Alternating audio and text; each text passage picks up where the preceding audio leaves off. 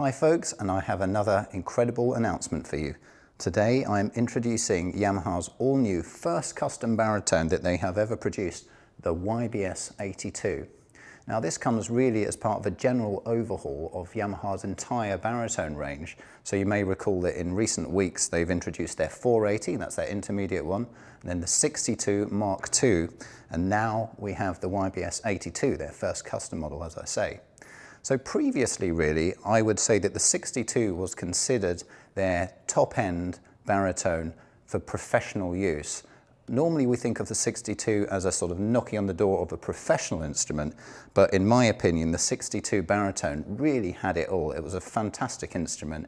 It's lots of thousands of pounds, let's face it, and it was really eyeing up those top Yanagisawa models in terms of a comparison, and perhaps not quite at Selma money, but it was a beast to be contended with. So nothing wrong with the old 62 Yamaha baritone model.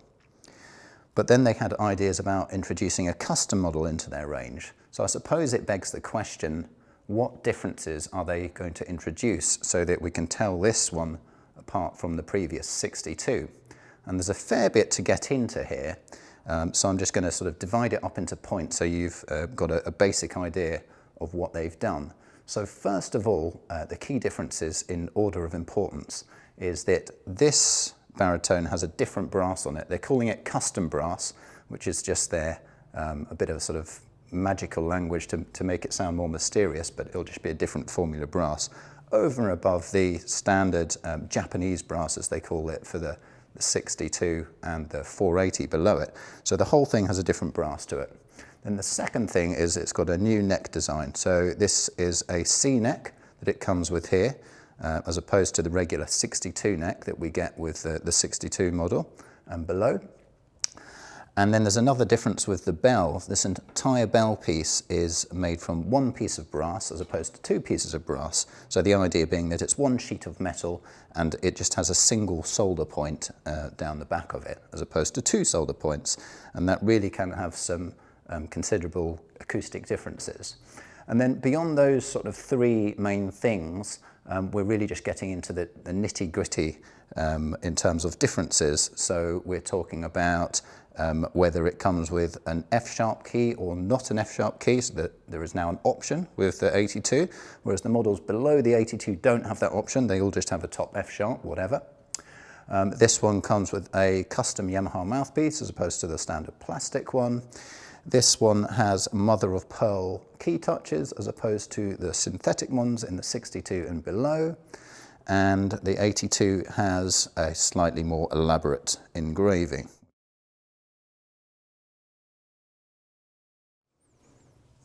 Very nice indeed. Now I suppose I should also point out that during this overhaul of their range, they've taken the opportunity to change one or two design elements as well. I mentioned this in my previous video when talking about the 480 and the 62. So they've changed the design in the 82, and what Yamaha do is they do this sort of top-down design process where they put all their R&D into their top instrument, and then they take the benefits of that R&D and put it into their lower models, as I mentioned in my previous video. So with this one, what they've done is they have shortened the bell. I've actually just compared it against a 62 that we've got here in stock, which I will play for you later on, an original 62, that is, to compare the difference between the slightly shorter the slightly shorter bell on the new design compared to the previous designs, and it's shorter by a factor of about 1.5 inches. So we're talking the bell on the original 62 coming to about here in height, as opposed to down here now. And this shorter bell is being used in the other models as well, the YBS-480 and the 62. So this has two effects. A, it makes the instrument lighter, which can only be a godsend when it comes to playing the baritone saxophone. And B, it's going to have an effect on the overall sound, sort of homogeneity, if you like, the way everything melds together. So that's quite a key difference. Another difference is they have reinvented a lot of the ergonomics. If I just pick this up and point out a few bits and pieces, if I turn this round, for me one of the key things is this newly designed bottom A key, it's much more sleek and slender. It's not so bulky like it was in the previous design. And you don't get your sort of thumb caught up on it in the same way. I've just done literally an A-B comparison to remind myself just how bulky it was on the previous 62. And although the design was really solid on the previous 62 and it worked really well, you know, from a functional technical point of view, just having this lighter key here makes such a difference. You don't hit it by accident. Everything just feels just a little bit more natural, really. So that's great. They've also just rounded off and reconsidered the design of certain ergonomics, like on these left-hand palm keys. The positioning just feels kinder to the hands. I believe they've made some changes here on the C and E flat keys as well. So just a few little tweaks like that just makes the whole thing just sit better in the hands. It was never really a problem before. I mean, Yamaha are the kings when it comes to, you know, ergonomics and what have you. They have been throughout the years, so there's never really been a problem with any of their previous designs, but they're always looking to improve, and they certainly have with these new design baritones, the 82 and the two new ones, the 480 and the 62 Mark II. So that's the ergonomic side of things. One other little thing to mention, it comes, the strap ring here, is in a slightly different position to where it was previously. Again, I just did a little A-B comparison with the 62 that we have here in stock, and I see that I think it's moved up by about ½ an inch. And they must have considered that position and felt that it was better for the overall balance when it's hanging off your neck strap and all the rest of it. So that's good. Otherwise, this one, the 82, comes with a floor peg as part of the whole operation. I've not got it here to show you right now, but that comes as part of the bundle. With the lower two models, it's an additional option that you can order if you so wish. So that pretty much sums up all of the technical changes. One other thing I'm going to point out, whilst I'm reminded of it, just looking at the baritone here. So I mentioned this is a C1 neck, which is a new neck for the 82 baritone. There are other after-sales neck options available for this baritone, and in fact you can actually use them, you can interchange them with the other baritones as well. So we're calling it the E1 neck and the V1 neck. They have slightly different bore tapers. I think as the numbers go up, the taper just gets a little bit more open. So it comes with the narrowest taper, if you like, on this one here, and then there are further options if you wish to change the sound and the response and what have you. And they also come in different finishes, I believe, you know, so silver plates and what have you. So that's a nice little extra touch that Yamaha have brought us there.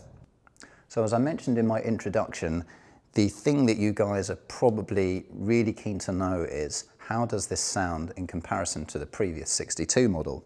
And the great news is we have a 62 here in stock, as in one of the older ones, where we can compare and really hear those tonal differences. So I'm now just going to give you a little demo of a nice simple melody on the 62 first of all. I'm going to play the same thing on the 82, and then I will discuss the differences.